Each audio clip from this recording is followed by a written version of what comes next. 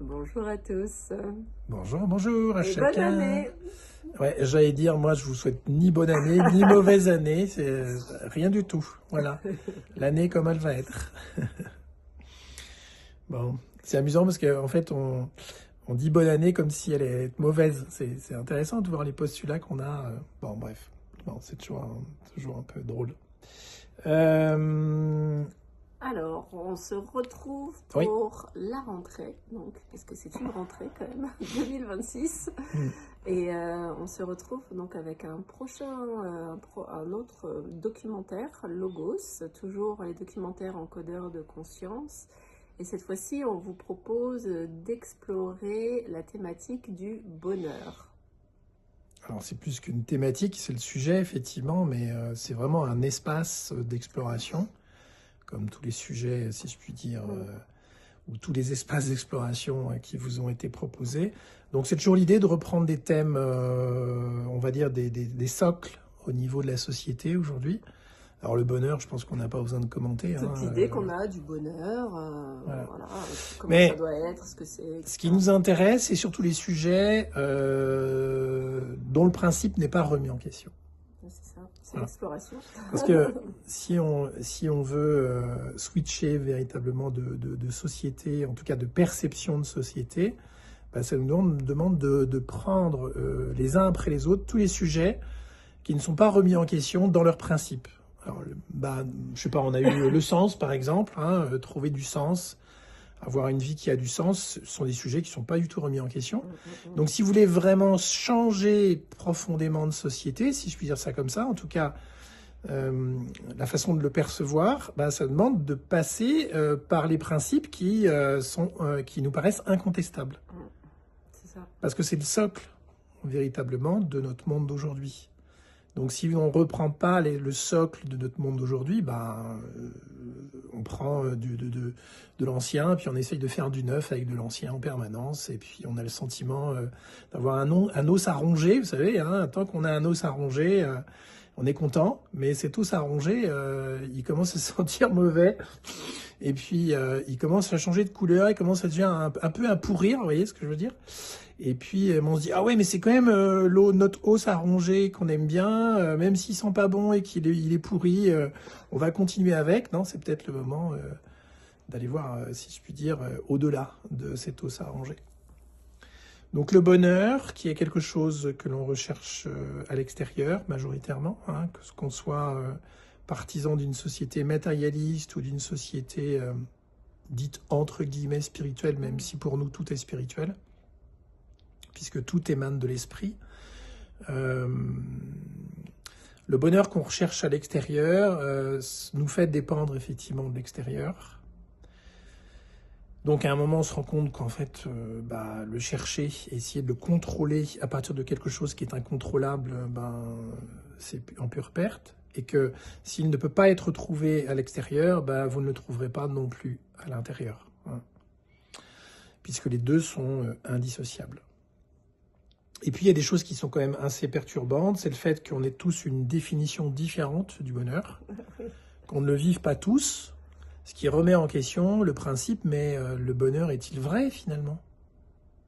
S'il n'est pas vécu par tout le monde, et si on n'a pas tous la même définition, on va le dire comme ça, du bonheur, alors c'est pas une vérité alors qu'on est tous convaincus qu'on doit le vivre. Et puis, on va à nouveau laisser passer un peu dans la moulinette le sentiment, la sensation de bonheur, parce que c'est quoi finalement la sensation de bonheur? Puis on va voir que c'est un lien direct avec l'espace, et donc avec la conscience, qui est le nouveau paradigme qui est en train de se mettre en place, au-delà du paradigme du cerveau. Et à partir du moment où on commence à percevoir à quoi correspond la sensation de bonheur, eh bien, cette sensation qui serait toujours vraie, où peut-on la trouver?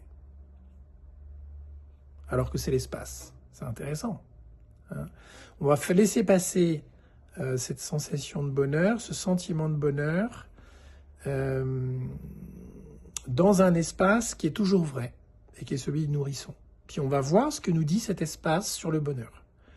Et à partir du moment où on va comme on a eu le sens la dernière fois, laisser cette sensation de bonheur être en lien avec un espace qui nous dit ce qui est toujours vrai, eh bien tout à coup, le bonheur va nous montrer son véritable visage. Ça va être le cheminement.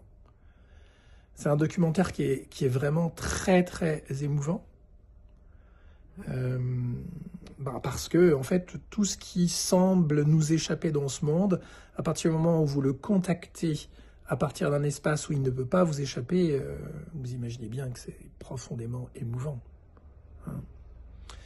Et puis, vous allez voir que tout ce à quoi vous vous attachez au quotidien, tout ça est très artificiel et superficiel. Des choses vont se décorréler naturellement. Hein. C'est aussi ça l'encodage de conscience. Non pas d'une conscience qui se croit extérieure ou intérieure à quelque chose, mais un champ de conscience qui vit avec tout ce qui apparaît. Et un champ de conscience qui vit avec tout ce qui apparaît, peut-être que ça commence à avoir la saveur et le goût de quelque chose qu'on appellerait le bonheur. Voilà, on ne vous en dit pas plus. On a toujours une pratique, on peut le voir en direct ou en replay. On aime bien le voir en direct avec vous. Avec vous, oui. Le direct, c'est mercredi 7 janvier à 19h. Voilà, donc pour ceux qui nous regardent, aujourd'hui mardi, c'est demain. Donc c'est à peu près une demi-heure de projection ensemble, avec une introduction, on vous parle de différentes choses. Et on aura une très belle pratique avec des nouveaux mantras qui sont ceux... Alors, les mots peuvent être différents, mais qui sont ceux du sujet qui nous passionne le plus actuellement, ces jours-ci, qui nous a passionnés durant cette phase de congé de Noël, qui est le langage de la frontière ou le langage de la pliure.